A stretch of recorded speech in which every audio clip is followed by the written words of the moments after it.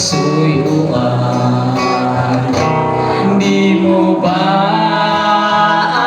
alam, tunay na pag-ibig ay nagmumula sa Diyos. Di mo ba alam, tunay na pag-ibig ay nagmumula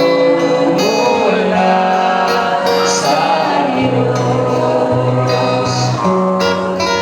Ito ang pag-ibig, tunay na pag-ibig.